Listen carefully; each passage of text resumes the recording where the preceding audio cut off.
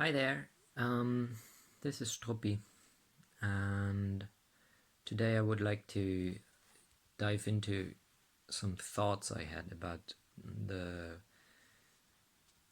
origins of our civilizations and their very strange ideas about the universe, concerning the ideas of having, as Alan Watts puts it, and the idea of a monarchical cosmos where you have a king god king, that is above and beyond everything else, as well as the kind of idea of Babylon system, which is that our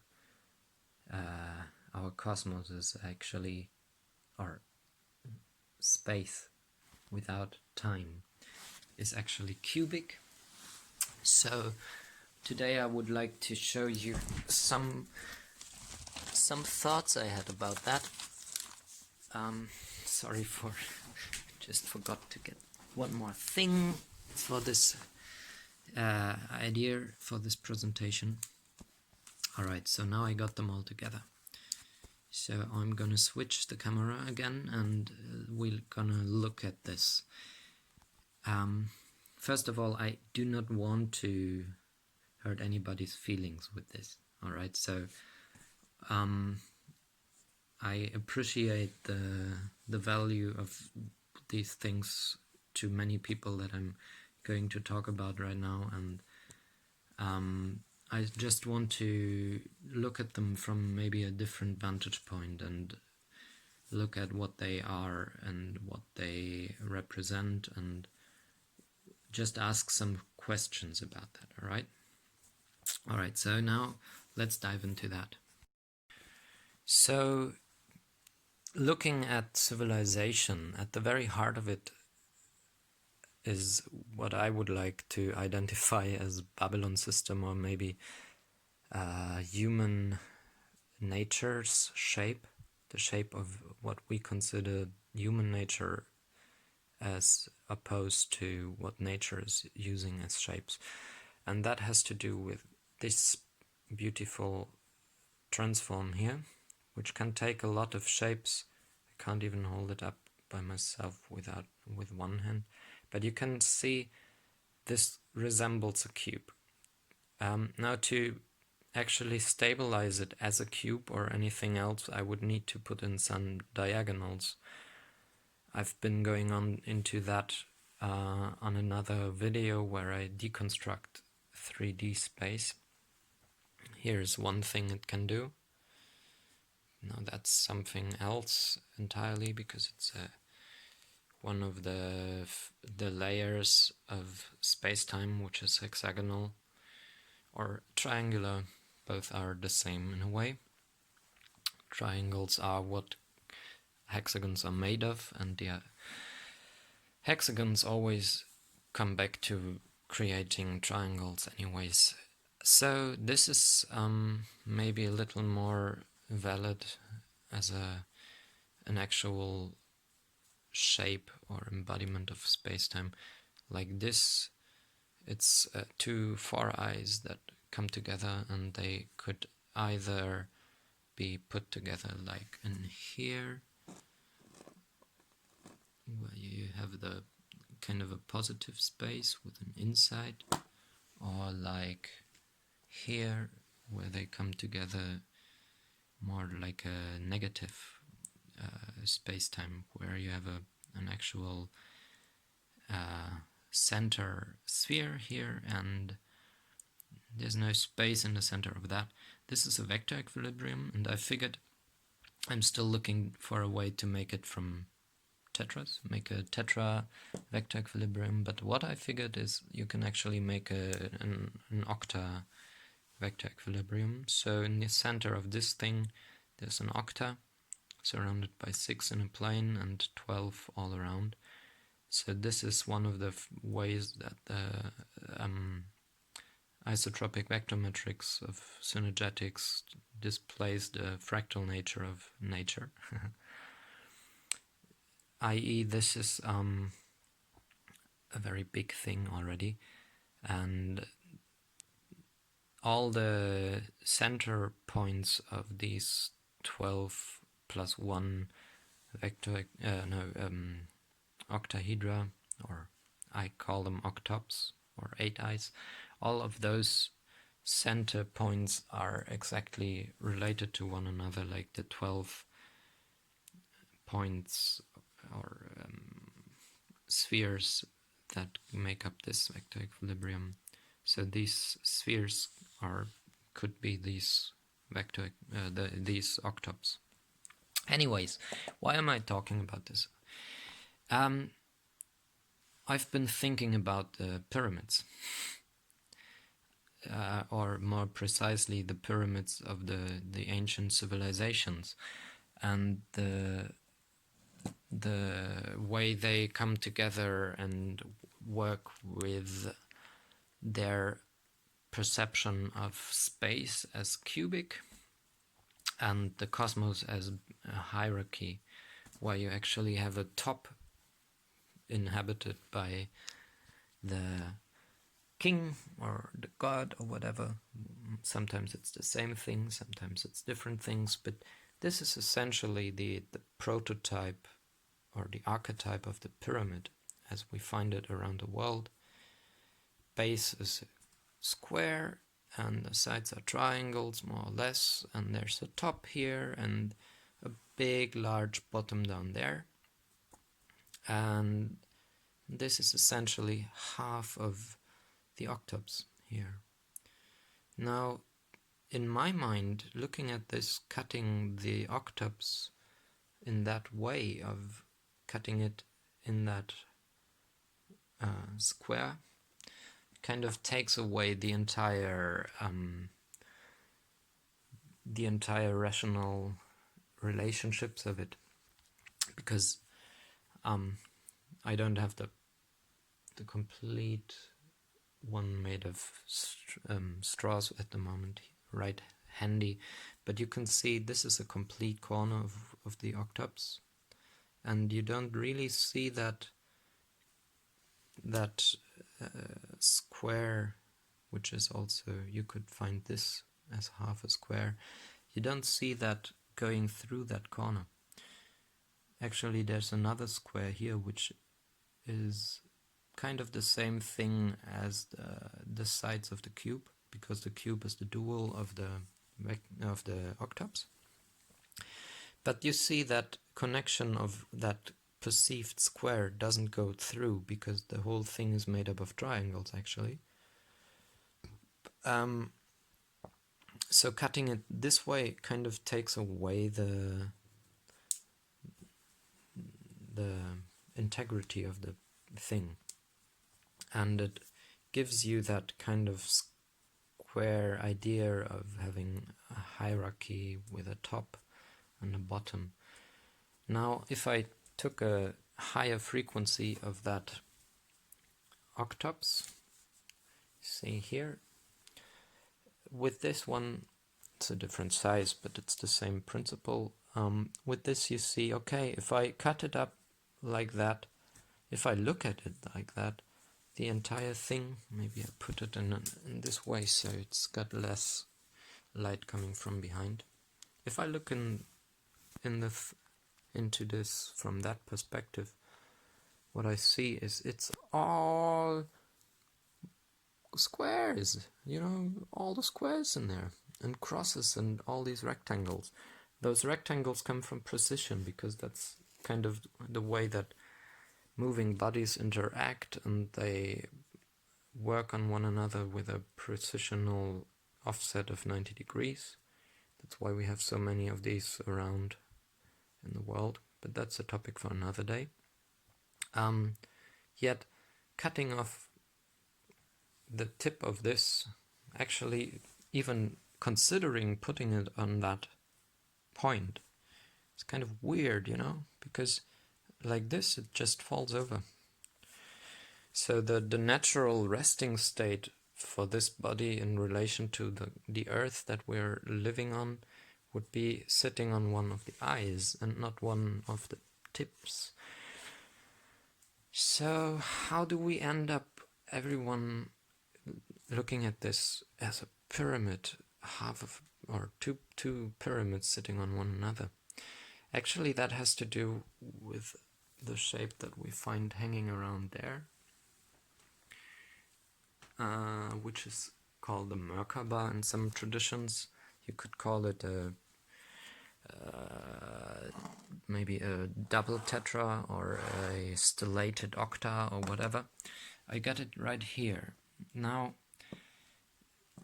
if I increase the frequency, blah, blah, blah, excuse me, if I increase the frequency of my tetra here, put it on another triangle made of triangles, then we get this. Same thing, higher frequency, second frequency actually, there's two intervals, there's one here, and inside of that, at the heart is this.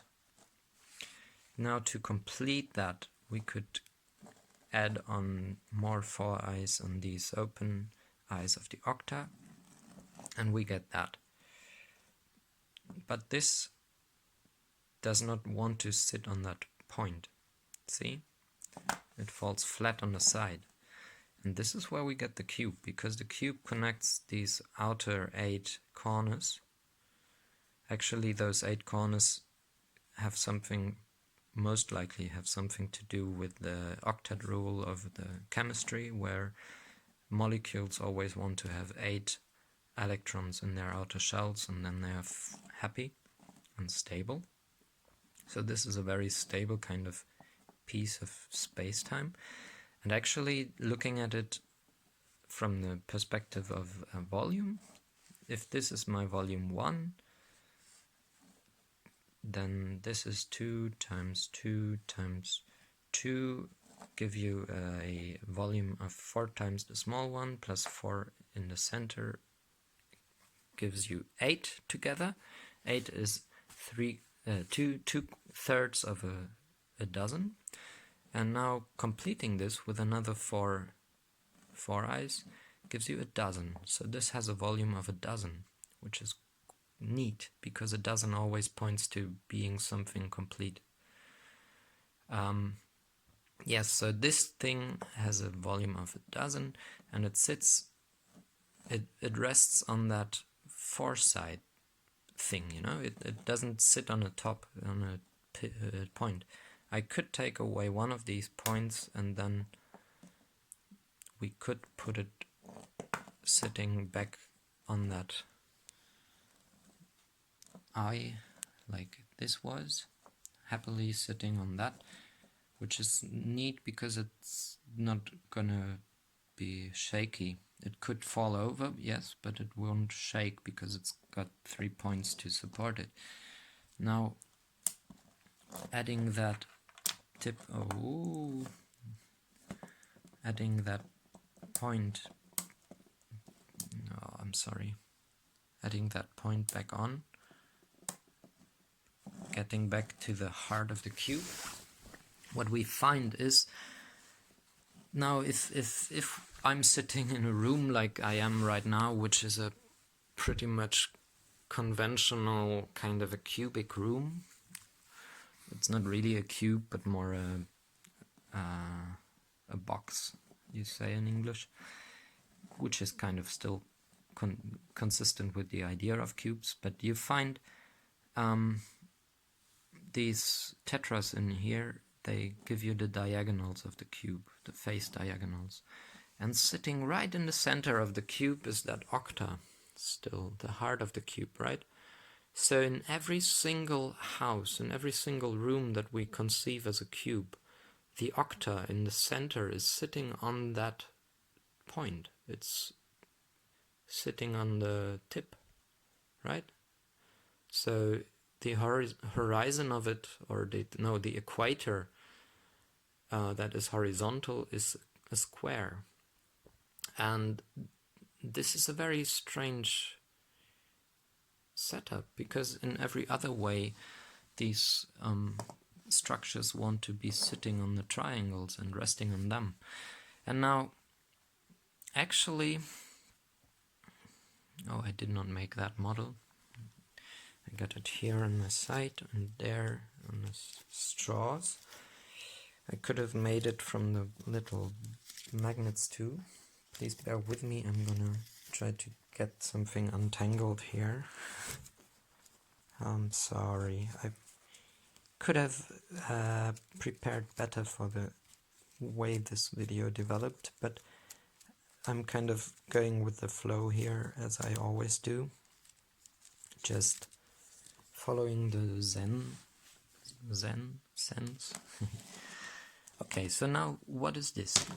This is a 2-frequency octa, or octops, or 8i. So it's this thing with a higher frequency, so all the corners are 2-part. The overall structure is still that octa. People could still put it on the ground like this if they like to and see their pyramid that you love so much. You see also it's this vector equilibrium, but completed by putting on these missing corners here. So if I put it like that, maybe you can see what I'm trying to say.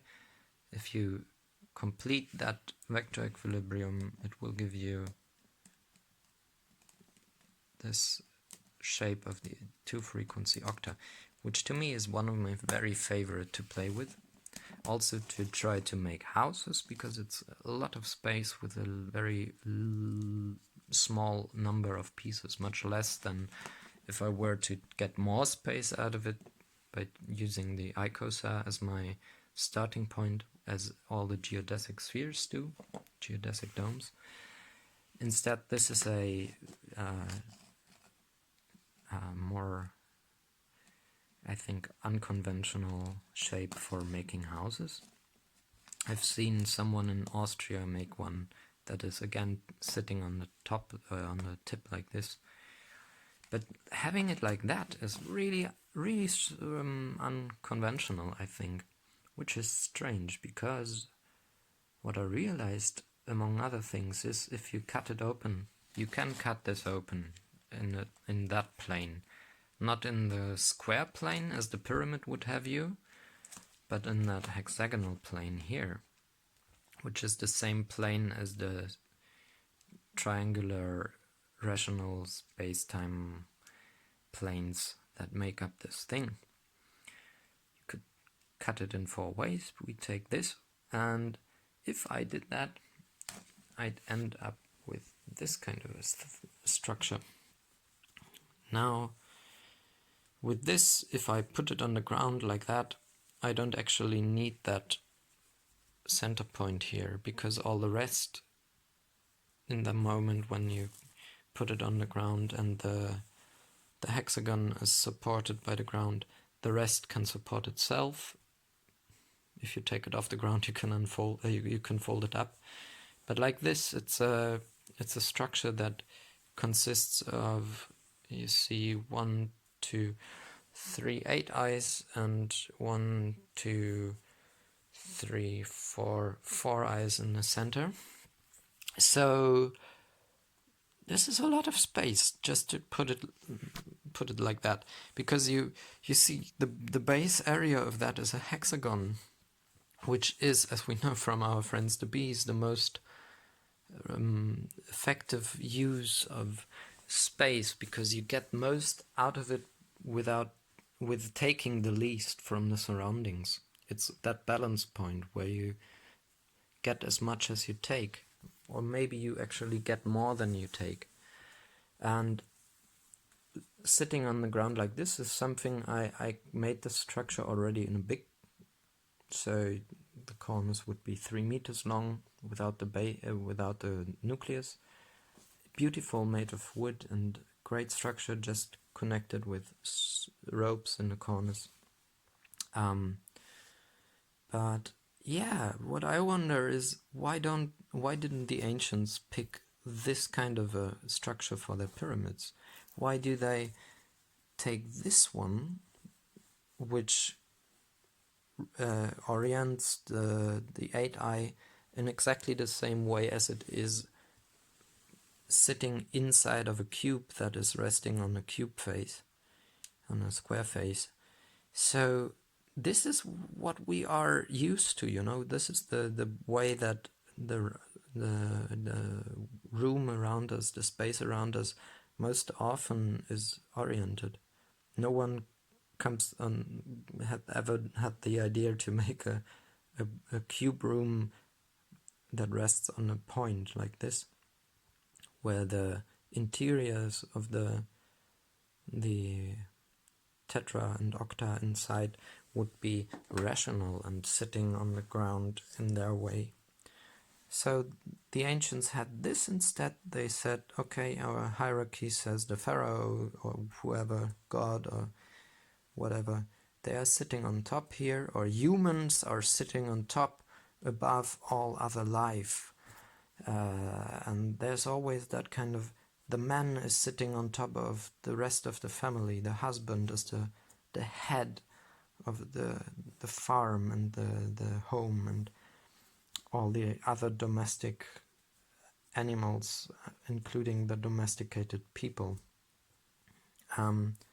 So that is one way to look at the world, which cuts it open in a way that really kind of hurts to me. Whereas in this orientation, there is no such hierarchy. Well, kind of, if you consider the center as the main important part of this, which is the one point that every other point is connected to. But that is much more much closer to a kind of a, you could call it a permacultural perspective of the universe, or maybe an indigenous, where like in Indra's web, everything is interconnected and everything is supporting one another, and no one is above the others. Everyone is on equal footing, and yeah, I think this would make for a much more inclusive framework for our civilization. But then again, we wouldn't have any kings, we wouldn't have any pharaohs, we wouldn't have any God behind it all, or when God was out of fashion and people instead looked at the science that kind of proclaimed objective point of view that science wants to take in. That is kind of a very weird, abstract position that reminds us of that kind of position that God was supposed to have, you know, behind or beyond everything, not embodied, not partaking in the corporeality that our universe is kind of all about. So science took away God and put itself on that pedestal, but she's still looking at the world from that kind of perspective where you are above everything else, taken back and removed from the world, and you try to make objective statements about the world, which is to go with my friend. He's not really my friend, but I really love his work. My dear human fellow, David Abram, author of Spell of the Sensuous and Becoming Animal. What he refers to is the intersubjectivity that Merleau-Ponty was describing in his phenomenology. So instead of having the idea of an objective view of a reality that is removed from all perspectives, all embodied perspectives, instead we're looking at a intersubjective reality, which is still subjective because it's made up of all those many subjective realities that you find in the universe, be it in the form of a human animal, another animal, a plant, or even a rock or a river. They all have their subjective reality, and the one that we share is the intersubject reality, where we are all relatives. And this is just some food for thoughts, because I see why everyone is so intrigued by these incredible, gigantic, ancient structures around the world, and what they wanted to do with them, and what they tried to, maybe they were some machines or some other things or whatever. There's so many theories on those, and they are so impressive because they last over such long times, because they're made from such durable stones and big and strong and heavy, and they even outlast some earthquakes. But building our house is still in that mindset of that civilized notion of abstract space without time is kind of detrimental to all, because, well, if you make this sort of stable in a static sense, then the earth starts shaking and it all falls down on your head, or the way that we now get our kind of how can you say that, right now with all that monoculture. I don't know if you can, no, there's some trees in front, but there's a field outside of my window, and it's monoculture. It's kind of a desert, devoid of life, because to create a monoculture you have to eradicate, or you have to kind of kill off everything else that wants to share that space-time that you need for that field. And people don't look at the field and think of, what's the volume of that field? Because it's a field. You think of it in abstract sense, and you say it's just an area. So the topography doesn't matter, and all these things. I'm rambling, but what I try to say here is that I believe whether or not the pyramids have been some sort of a great, fantastic, ancient, megalithic machine or whatever, they have been instrumental in creating the illusion of a world of hierarchies where humankind is separate from the rest of the world, and everything is basically a fight for survival, where one has to be the fittest to survive, and one always has to outsmart the other and be better than the other, and maybe compete with the other over limited resources, and all of that. I think, to put it as Bucky did, that is basically, it's a doctrine of scarcity that is inflicted upon the world by removing ourselves from the felt and the corporeal world that we are immersed in. We are not born into the world. We are born out of this world. We are like the appling tree. We are the human fruit of this planet, the human shape. And I don't think we're here to rectify all life and put it into a framework of cubes that is inherently irrational. But we are much more likely here to actually increase the number of connections, of links, of structures that are the basic network that supports our life on this planet. We are not here to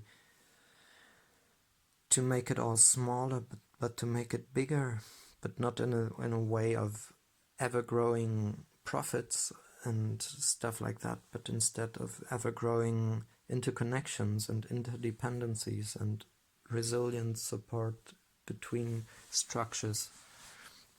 All right. So that's just my kind of thoughts on these pyramid things. Now, I would like to hear what you think about what I just went on about. Please feel free to leave a comment or write me or do a video or whatever and share these ideas. And a big shout out actually to the Design Science Studio and Habitual and the whole first cohort of the newly opened Design Science Decade that I'm very, very glad to be a part of. I'm looking forward to whatever crazy stuff we come up with, and maybe the stuff that we can change about this planet, or not about the planet necessarily, but about our place in it and our self-understanding in relation to all this. Anyways, I hope you have a good day. I hope you are safe. I see the spread of wildfires around the world and all these destructive catastrophes going around. And I can only say I'm sorry it happens. I'm sorry it's still happening, and I'm sorry that it seems to be continuously happening into the future when it does not have to, because to me it's quite obviously one of the many dire consequences of us being focused on, or us being kind of crazy in that toxic relationship to an abstraction of the basic world that we live in. To me, it's all the problem with the ghost cubes, actually, or call it Babylon system. I would much rather live in a world, or I actually do live in a world where we are not concerned so much with the Babylon rationality of this being